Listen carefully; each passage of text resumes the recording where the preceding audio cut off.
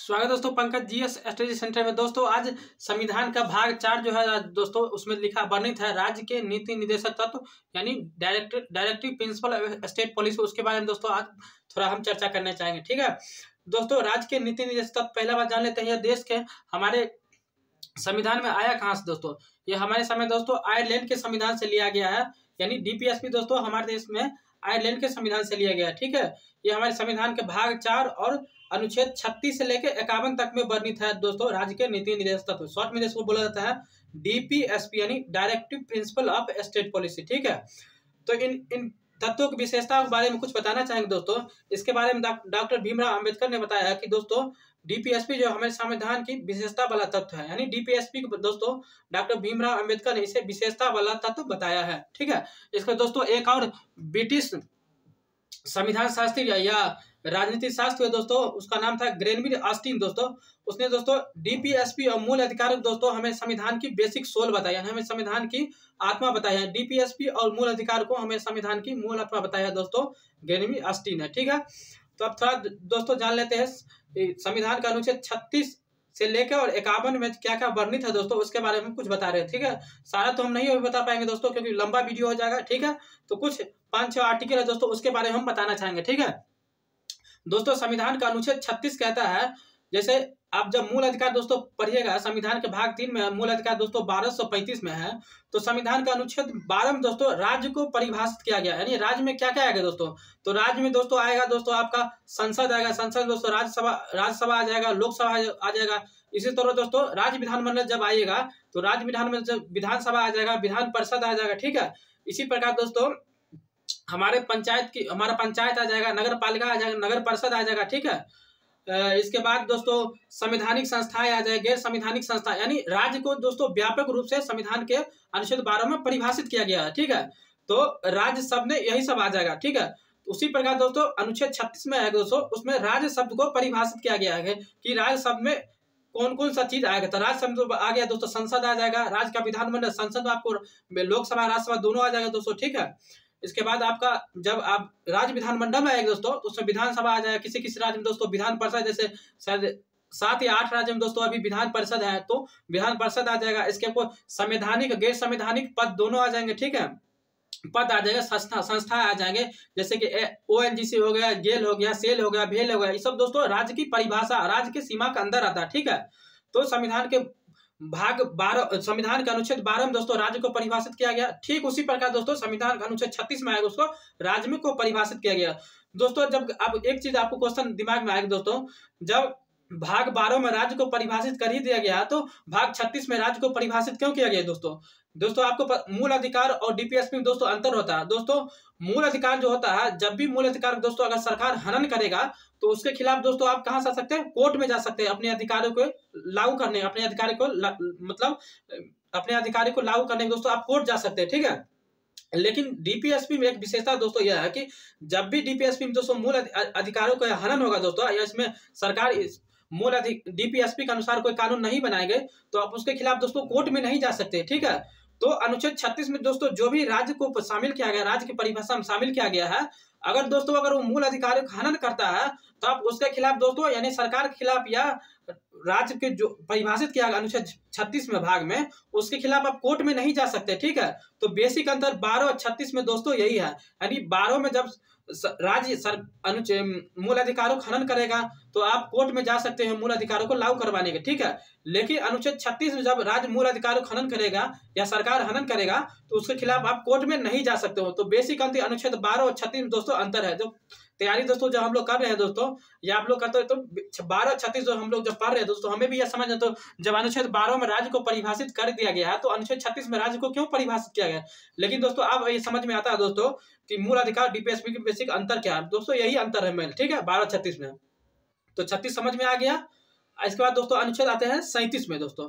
37 दोस्तों कहा गया कि दोस्तों डीपीएसपी जो होगा दोस्तों यानी राज्य के नीति निर्देशक तत्व होगा दोस्तों, यह देश की शासन में मूलभूत होगा। ठीक है, यानी राज्य सरकार या केंद्र सरकार जब भी दोस्तों कानून बनाएगा तो डीपीएसपी के आधार पे दोस्तों कानून बनाएगा। ठीक है, यानी डीपीएसपी जो बात वर्णित है दोस्तों, इसकी अवहेलना न तो राज्य सरकार कर सकती है न ही केंद्र सरकार कर सकती है। ठीक है, अगर दोस्तों अवहेलना में कर लेती है तो इसके लिए कोई मतलब बाध्यकारी मतलब डीपीएसपी नहीं है, ठीक है। ऐसा नहीं है कि इसके खिलाफ हम कोर्ट में जा सकते हैं, लेकिन एक तरह से एक मतलब क्या कहते हैं, जैसे एक तरह से मतलब गाइड बुक है डीपीएसपी, ठीक है। राज्य सरकार और केंद्र सरकार के डीपीएसपी एक तरह से गाइड बुक है कानून बनाने के लिए।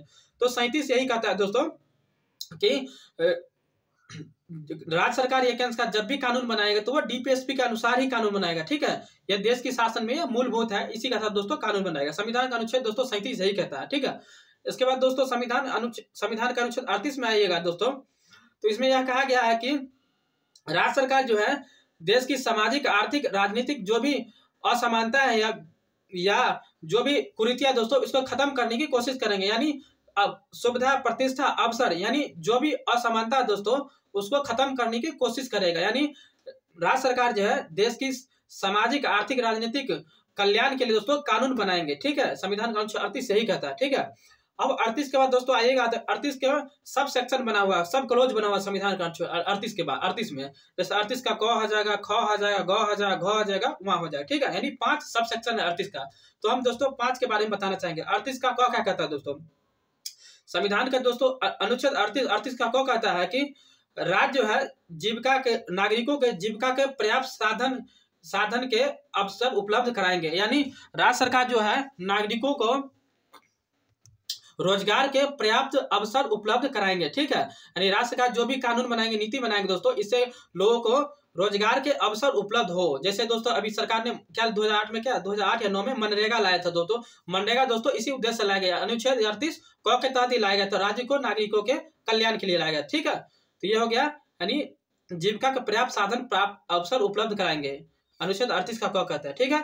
इसके बाद दोस्तों आइएगा 38 का ख। संविधान का दोस्तों 38 ख कहता है कि समुदाय के भौतिक संसाधनों का समान वितरण। यानी हमारे देश या राज्य में जो भी दोस्तों प्राकृतिक संसाधन है उस पर समुदाय के नागरिक के सभी नागरिकों को बराबर अधिकार है, ठीक है। चाहे वो हमारे तालाब हो जाए, नदी हो जाएगा प्राकृतिक रूप से, ठीक है, हवा हो जाएगा और झील झरना दोस्तों जो भी होगा उस पर सभी नागरिकों को दोस्तों समान अधिकार है। कोई इस पर दोस्तों विशेषाधिकार नहीं जताएगा प्राकृतिक संसाधनों पर कि मेरा ही अधिकार, नहीं, उस पर सब, यानी प्राकृतिक संसाधनों पर जो भी होगा वो समुदाय के सभी लोगों का बराबर अधिकार होगा, ठीक है। अनुच्छेद 38 का ख यही कहता है, ठीक है।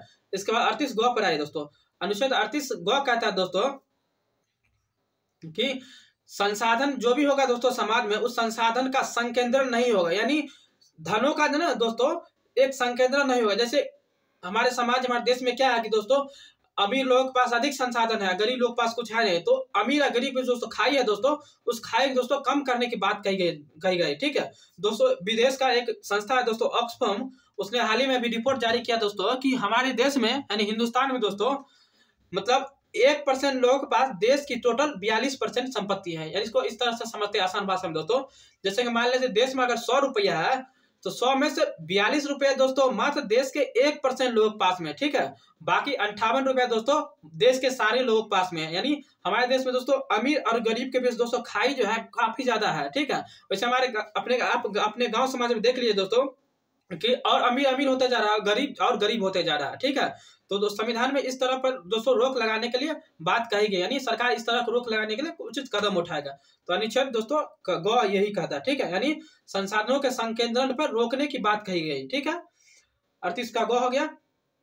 इसके बाद दोस्तों आइए संविधान 38 का घ कहता क्या कहता है दोस्तों। 38 का घ कहता है कि समान काम के लिए समान वेतन। यानी महिला हो या पुरुष हो या ट्रांसजेंडर हो कोई, यानी लिंग के आधार पर दोस्तों मतलब वेतन में कोई हम भेदभाव नहीं कर सकते हैं, ठीक है। कोई काम है दोस्तों जो अगर महिला एक काम करता है, एक पुरुष भी करता है दोस्तों, उसके वेतन या उसके सैलरी दोस्तों उसमें हम भेदभाव नहीं कर सकते। यानी समान काम के लिए समान वेतन देंगे, चाहे महिला हो, पुरुष हो, ट्रांसजेंडर, किसी भी जेंडर का लोग हो, ठीक है। यानी काम के आधार, लिंग के आधार पर उसके वेतन में हम कोई भेदभाव नहीं कर सकते, यानी समान काम समान वेतन। तो अनुच्छेद 38 का घ यही कहता है। हालांकि दोस्तों इसका पालन कितना होता है नहीं, आप जब गाँव में जाइएगा दोस्तों खेती वगैरह हो तो आप लोग करते हुए किसान हो, पता होगा दोस्तों कि महिला एक काम करता है उसको कम वेतन मिलता है, पुरुष को दोस्तों उससे उसी काम के लिए ज्यादा वेतन मिलता है। जैसे धान की रोपाई हो या मकई की दोस्तों रोपाई है तो एक महिला को ज्यादा कम पैसा मिलता है दोस्तों, पुरुष को ज्यादा मिलता है। यानी समान काम समान वेतन गाँव में दोस्तों लागू नहीं होता है, ठीक है। फिलहाल चलिए आगे चलते हैं दोस्तों। 38 का घ हो गया। इसके बाद 38 का दोस्तों 38 का अरह दोस्तों कहता है कि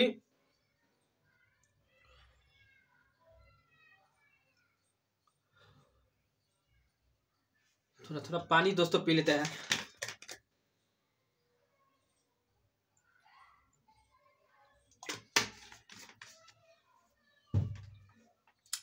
कि 38 का अरह कहता है दोस्तों, बालकों के दोस्तों उद्योग में हो अन्य रोजगार में जब लाते हो दोस्तों, उसका हम गलत उपयोग नहीं कर सकते, यानी बालकों के अवस्था के दुरुपयोग से संरक्षण करने की बात कही गई। ठीक है, 38 का घ यही कहा गया। इसके बाद दोस्तों 39 आइए, 39 थोड़ा चर्चा करते हैं। यानी 39 का बालकों के स्वस्थ विकास के अवसर उपलब्ध कराना, यानी बच्चों जैसे बालकों में दोस्तों, बालकों मतलब लड़का या लड़की दोनों आ गए दोस्तों, उसके कुपोषण से संबंधित जो भी उपाय होंगे तो सरकार उपलब्ध कराएंगे। उसके स्वास्थ्य से संबंधित जो भी इशू होंगे दोस्तों, उसको सरकार उपलब्ध कराएंगे, या उसका जो भी इशू दोस्तों मुहैया करेंगे। ठीक है, 39 यही कहता है। एक और दोस्तों संविधान का चर्चा कर लेते हैं, वो है 39 का क। तो 39 का क कहता है दोस्तों, गरीबों को दोस्तों निःशुल्क कानूनी सहायता उपलब्ध कराएगी सरकार, यानी समान न्याय को दोस्तों बढ़ावा देने के लिए, यानी संविधान का अनुच्छेद 14 है, क्या कहते हैं, सभी नागरिकों को साथ समान व्यवहार किया जाएगा, यानी समान न्याय को बढ़ावा देने के दोस्तों गरीबों को निःशुल्क कानूनी परामर्श की व्यवस्था की गई दोस्तों। इसी के लिए दोस्तों सालसा है दोस्तों, इसी के लिए गठन किया गया। ठीक है, तो दोस्तों इतना अनुच्छेद हो गया, आप लोग इसको ध्यान से सुन लीजिएगा, आपके काम आएगा। ठीक है, बाकी जितना अनुच्छेद बच गया दोस्तों, वो भी हम चर्चा धीरे धीरे करा देंगे। कैसा लगा मेरा दोस्तों थोड़ा सा छोटा सा वीडियो है, हमें कमेंट करके बताइएगा। आपके तैयारी में क्या मदद मिल रहा है, नहीं मिल रहा है, जरूर कमेंट करके बताइएगा। ठीक है, धन्यवाद।